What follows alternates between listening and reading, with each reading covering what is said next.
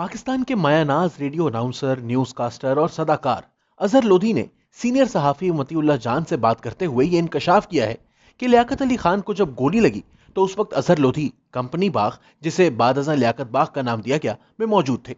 और इन्होंने न सिर्फ लियाकत अली खान को गोली लगते हुए देखी, बल्कि जिस शख्स ने इन्हें गोली मारी इसको भी गोली लगते देखी और इसे गोली मारने वाले को भी अपनी आंखों से देखा। अजहर लोधी के मुताबिक लियाकत अली खान जिस वक्त स्टेज पर पहुंचे तो उस वक्त स्टेज पर सिर्फ एक कुर्सी, एक मेज, एक रोस्ट्रम और एक माइक मौजूद था। स्टेज इस तरह से बनाया गया था कि कोई और शख्स तकरीर के दौरान इस स्टेज पर मौजूद ना हो। लियाकत अली खान उस वक्त स्टेज पर बिल्कुल तन्हा थे और सैयद अकबर यानी इनका कातिल स्टेज के बिल्कुल सामने बैठा था। अजहर लोधी बताते हैं कि वो उनसे महज 3 गज के फासले पर था। बकौल अजहर लोधी के सैयद अकबर कुछ खा भी रहा था। जब लियाकत अली खान स्टेज पर आए तो अभी उन्होंने महज बरादरान मिल्लत ही कहा था कि सैयद अकबर ने इनको गोली मार दी। लोगों ने तालियां बजाईं। उन्हें लगा था कि शायद वजीर आजम के इस्तकबाल के लिए पटाखे छोड़े जा रहे हैं, लेकिन फिर अचानक गोलियां चलने लगी। बाग में भगदड़ मच गई। वो बताते हैं कि उन्होंने लियाकत अली खान के कोट में से धुआं उठते देखा और फिर वो गिर गए। हैरत अंगेज तौर पर लियाकत अली खान न सिर्फ गोली लगने के मौके पर स्टेज पर अकेले थे, बल्कि अगले आधे घंटे तक कोई इनकी लाश के करीब भी नहीं गया। कोई वर्कर, कोई दूसरा सियासी लीडर इनके साथ नहीं था, सिवाय नवाब सिद्दीक अली खान के, जिनकी गोद में लियाकत अली खान का सर रखा था। इस दौरान कोई सिक्योरिटी वाला वहां नहीं आया, यहां तक कि एम्बुलेंस भी वहां मौजूद नहीं थी। वो भी आधे घंटे बाद पहुंची। वजीर आजम का जलसा और एम्बुलेंस तक मौजूद ना हो। अजहर लोधी बताते हैं कि जब भगदड़ मची तो इनके अपने सर में भी चोट लग गई। वो कश्मीर रोड तक गए, जो इस जमाने में इतनी कशादा नहीं थी। अजहर लोधी के बकौल वो कश्मीर रोड से वापस आए। इनके सर से खून बह रहा था और वो रो रहे थे। और इतनी देर बाद जब वो वापस बाग के अंदर दाखिल हुए तो कंपनी बाग बिल्कुल खाली था।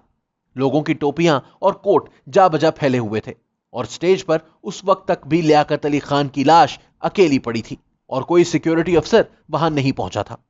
अजहर लोधी बताते हैं कि उस मौके पर उन्होंने सैयद अकबर की लाश को भी देखा, जो वहीं पड़ी थी। उन्होंने इसको गोली लगते हुए भी देखा था। अजहर लोधी बताते हैं कि जब लियाकत अली खान को गोली लग गई तो कुछ पीछे से एक शख्स ने, जो सादे कपड़ों में मलबूस था लेकिन मुझे सरकारी अफसर ही लगता था, ने सैयद अकबर को भी गोली मार दी।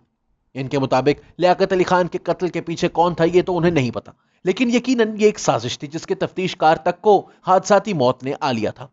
याद रहे कि स्पेशल ब्रांच के सरबराह एतजाजुद्दीन, जो कि इस केस के तफ्तीशकार थे, जहाज हादसे में उस वक्त हलाक हो गए थे जब वो रावलपिंडी से कराची उस वक्त के वजीर आजम ख्वाजा नाजिमुद्दीन से मिलने जा रहे थे और इनके पास केस के हवाले से अहम दस्तावेजात भी मौजूद थी। ये जहाज जेहलम के करीब अचानक फन्नी खराबी पैदा होने से लगने वाली आग के बायस गिरकर तबाह हो गया था और इसमें मौजूद तमाम मुसाफिर और इनका सामान जलकर राख हो गए थे। किताब गए दिनों के सूरज में फॉरेन ऑफिस के एक जूनियर ऑफिसर, जो कि राना लियाकत अली के साथ रोम में सफारत खाने में 3rd सेक्रेटरी थे, ने बताया कि बेगम राना लियाकत अली खान उन दिनों रोम में पाकिस्तान की सफीर थी। हुकूमत ने लियाकत अली खान के कत्ल के बाद उनके खानदान के लिए 5,000 रुपए वजीफा मुकर्रर कर दिया था। यह रकम चूंकि थोड़ी थी तो बेगम राना लियाकत अली खान को रोम में सफीर लगा दिया गया। किताब के मुताबिक बेगम राना लियाकत अली खान कहती हैं कि एक रोज कत्ल केस की तफ्तीश करने वाले एतजाजुद्दीन, उस वक्त के आईजी स्पेशल ब्रांच, कराची मेरे घर आए। उन्होंने मुझे बताया कि वो कातिल तक पहुंच चुके हैं। अगर वो चंद दिन मजीद रह गए तो ये राज राज नहीं रहेगा।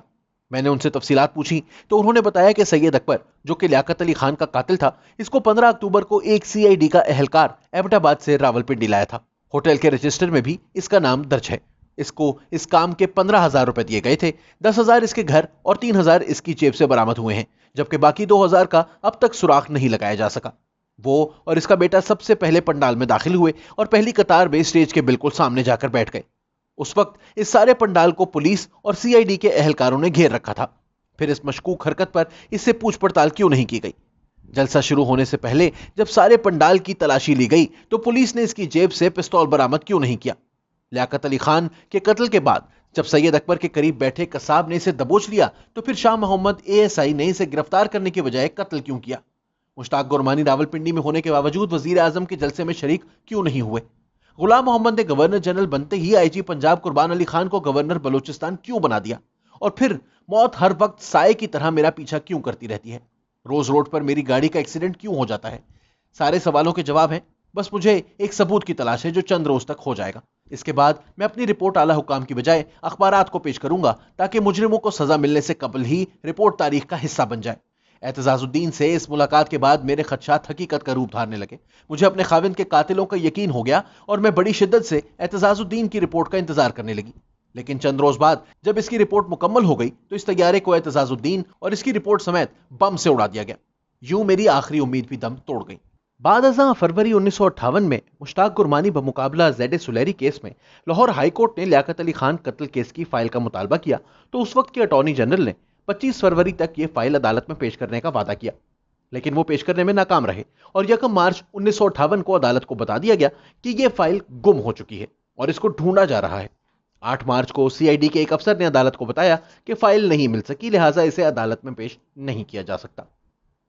پاکستان میں اکثر کہا جاتا ہے کہ لیاقت علی خان کی موت کی وجہ وہ تقریر تھی جس میں انہوں نے پاکستان کے تمام صوبوں کے نام انگلیوں پر گنے اور انگوٹھے کو کشمیر قرار دیتے ہوئے مکہ ہوا میں لہرایا اور بھارت کو وہ مکہ پسند نہ آیا.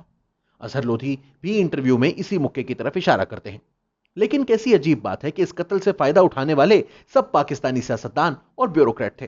اس قتل کا تفتیش کار طیارہ حادثے کا شکار ہو گیا اور فائل پاکستانی افسران سے گم ہو گئی. کیا یہ سب بھی بھارت کر رہا تھا؟ اظہر لودھی کے مطابق کمپنی باغ جلسے کی سیکیورٹی کا انتظام ایس پی نجف خان کی ذمہ داری تھی. اس کا بھائی اس وقت ایک سپاہی تھا. بعد ازاں میرے والد جو خود بھی پولیس میں تھے جب جہلم میں پوسٹڈ تھے تو نجف خان کا یہی بھائی جو کچھ ہی سال پہلے محض ایک سپاہی تھا ایس پی بن کر جہلم میں تعینات ہوا، جس پر ان کے والد نے سروس سے استعفیٰ دے دیا کہ اب اس نوکری کا کوئی فائدہ نہیں. کیا یہ ترقیاں دلوانے میں بھی بیرونی ہاتھ شامل تھے یا کچھ اندرونی ہاتھ اس سازش میں ملوث تھے؟ ہمارے جیسے ملکوں میں ایسے سوالوں کے جواب کبھی نہیں ملتے.